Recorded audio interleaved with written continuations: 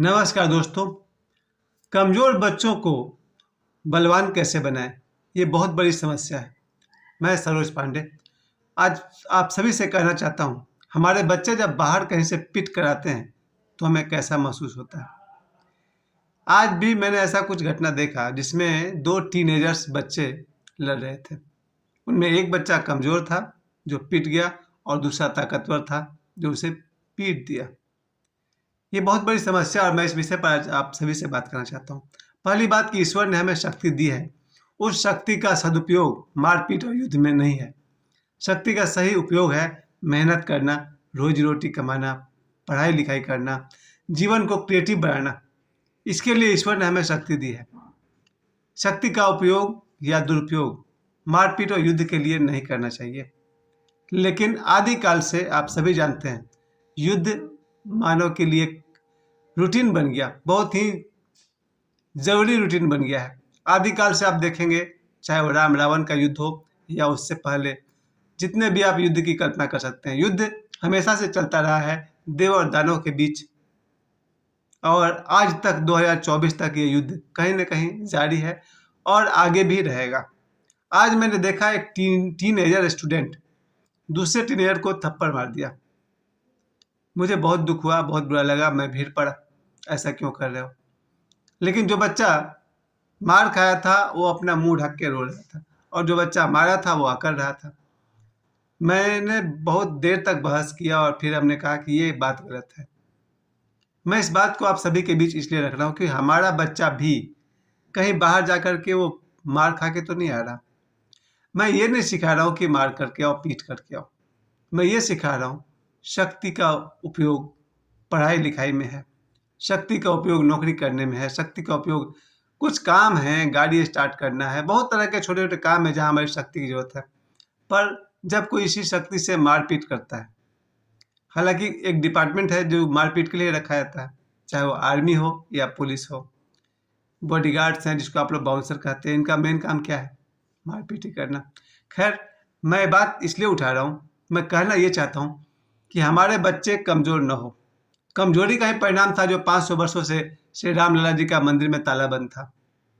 हम कमजोर थे तभी तो 500 वर्षों तक अयोध्या के मंदिर में ताला बंद था। अगर हम शक्तिशाली होते तो निपटारा बहुत पहले ही हो गया होता। आज मैं शाम को मिश्रा भैया से बात कर रहा था, किस तरह से उन्होंने अपने 3 दिन की यात्रा पूरी की अयोध्या में। सरजू कुंड में स्नान किए, जहाँ भरत जी का मंदिर है वहाँ के वर्णन कर रहे थे, जहाँ हनुमान गढ़ी है, हनुमान जी की मंदिर है उसका वर्णन कर रहे थे, श्री राम लला जी का मंदिर का वर्णन कर रहे थे और दशरथ जी का महल है उसकी बात कर रहे थे। हमने आधा घंटा तक अयोध्या का वर्णन को, विवरण को मिश्रा भैया के मुँह से सुना और 100 से अधिक फोटोज मैंने देखा जो उनके मोबाइल में था। देखिए, शक्ति की ज़रूरत तो ज़रूर है, बच्चे शक्तिशाली हों। अगर मुझे आशीर्वाद ही देना पड़े तो मैं कहूँगा बच्चे शक्तिशाली हों। लेकिन कैसे बच्चे शक्तिशाली हों, उसके लिए 3 विधियाँ तो मैं साफ-साफ कहना चाहूँगा। पहली बात कि बच्चों का फूड प्रॉपर होना चाहिए। हो सकता है कोई बच्चा भोजन से ही गरीब हो, उसके पास खाने-पीने को कम हो, आधा पेट भोजन हो और भोजन में पौष्टिकता कम हो। हो सकता है इसके कारण वो बच्चा कमज़ोर हो जाए। तो पहली बात कि बच्चा शाकाहारी हो तो अति उत्तम, क्योंकि शाकाहार में इतने बढ़िया-बढ़िया भोजन है, दूध है, दही है, घी है, पनीर है, हरी सब्जियां हैं, सलाद है, अनलिमिटेड डिश है। तो पहली बात मैं कहूँगा आप सभी से कि आप अपने बच्चों को सोचिए कि आपका बच्चा घर से बाहर निकले, कोई उसको पीट दे, अच्छे या बुरे कारण से, सही या गलत कारण से। लोग लॉजिक नहीं देखते हैं, जब मारपीट करते हैं तो फिर ये नहीं देखते हैं क्या सही है क्या गलत है, बस शक्ति का प्रयोग करते हैं और ये 1000 साल से किया जा रहा है। भारत जैसे देश पर अंग्रेजों ने जो 200-300 साल तक शासन किया, वो क्या था? शक्ति का प्रदर्शन था। अंग्रेजों के पास तोप था, बंदूक था, पैसे थे, मनोबल था, उसके बल पर उन लोगों ने भारत के लोगों को पीटा भी, गोली चलाई, गुलाम बना के रखा, नौकर बना कर रखा। आज मैं कहना चाहता हूँ कि हमारे बच्चे कमज़ोर ना हो, गलत ना हो, अहिंसक होना बहुत बड़ी बात है। अहिंसा भगवान राम को शोभती है, अहिंसा गौतम बुद्ध को शोभती है। अहिंसा कमज़ोरों के लिए नहीं है। कोई बच्चा कमज़ोर ही है और वो कहे कि हम अहिंसावादी हैं, वो सुनकर भी अच्छा नहीं लगता है।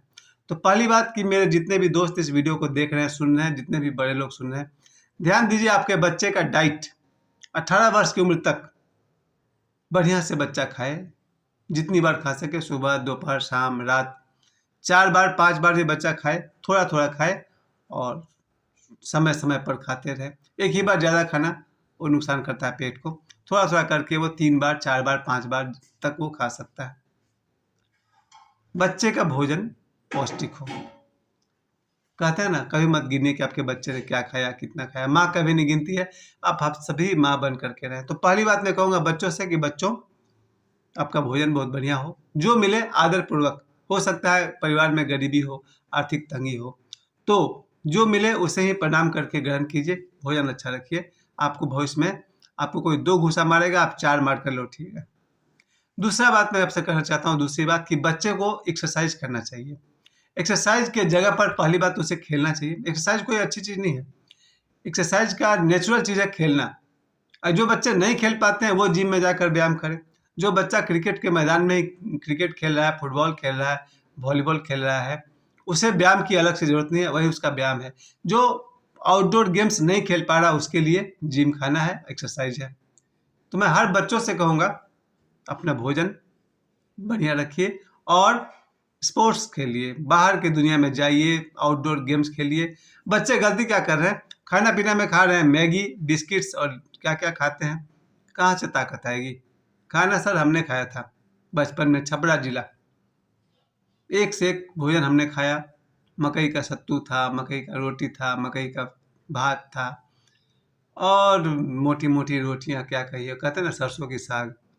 सर जो भोजन मैंने किया वो हम अपने बच्चे को नहीं दे पा रहे, शायद उतना पौष्टिक चीज़। खैर, तो पहली बात मैं आप सभी से कह सका, अपने बच्चों को जहाँ तक हो सके हरी सब्जी, दूध, दही, घी जैसी पौष्टिक चीज़ बच्चों को खिलाइए, ताकि वो बाहर जाए तो अपमानित होकर नहीं आए और शक्ति का गलत उपयोग भी ना करे।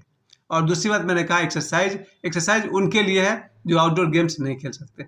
अपने बच्चों को बाहर खेलने जाने दीजिए, अपने निगरानी में जाने दीजिए। 1 किलोमीटर के भीतर जाएं, कहाँ जा रहे हैं उस पर नज़र रखिए और ग्राउंड्स में जाकर बच्चों खूब खेलो।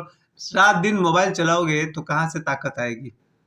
तो मैं बच्चों से दूसरी बात कहूँगा, एक्सरसाइज करना चाहिए और आउटडोर गेम्स खेलना चाहिए। और तीसरी और अंतिम बात, अगर हमारे बच्चों में आध्यात्म है, अगर हमारे बच्चे सुबह उठकर स्नान ध्यान करके अगर हनुमान चालीसा का पाठ करते हैं, ग्रंथों का पाठ करते हैं, किसी सदगुरु के वचन सुनते हैं, मेडिटेशन करते हैं, योगा करते हैं और जीवन में सत्य के राहों पर हैं, सच्चाई के राह पर हैं, फिर कोई माई का लाल हमारे बच्चों की तरफ आंख उठाकर नहीं देख पाएगा।